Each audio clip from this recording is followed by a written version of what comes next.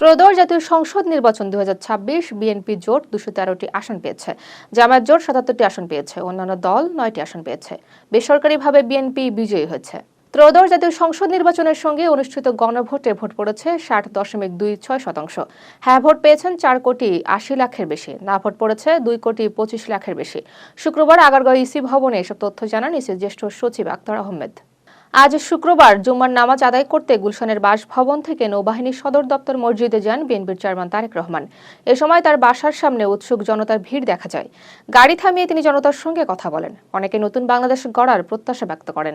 তারেক রহমান তাদের ধন্যবাদ জানান ও দোয়া চান। নামাজ শেষে তিনি মসজিদ ত্যাগ করেন। ইসি জানিয়েছে ত্রয়োদশ জাতীয় সংসদ নির্বাচনে মোট ভোট পড়েছে 59.44%।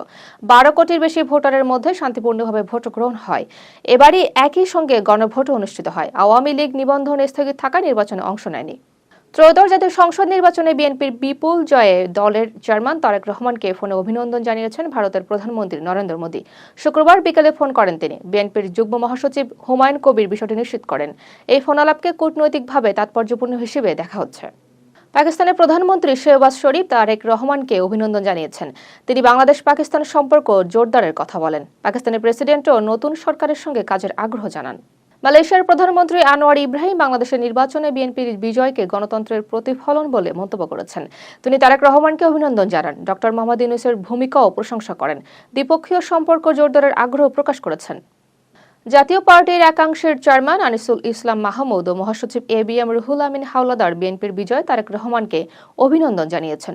যৌথ বিবৃতিতে তারা বলেন, এ বিজয় গণতন্ত্রের পুনর্জাগরণের প্রতীক। তারেক রহমানের নেতৃত্বে দেশের সার্বভৌমত্ব রক্ষা হবে বলে তারা আশা প্রকাশ করেন।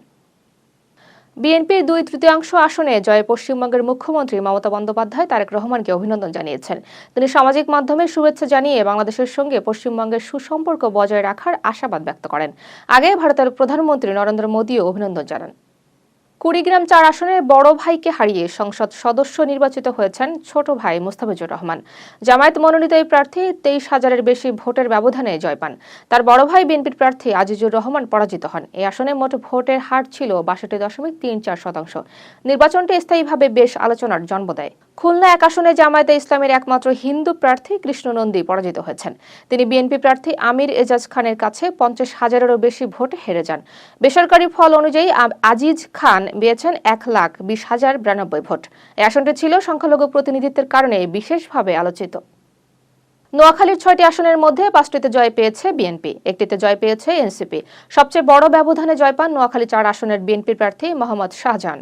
সবচেয়ে কম ব্যবধানে জয় পায় নোয়াখালী 2 আসনে।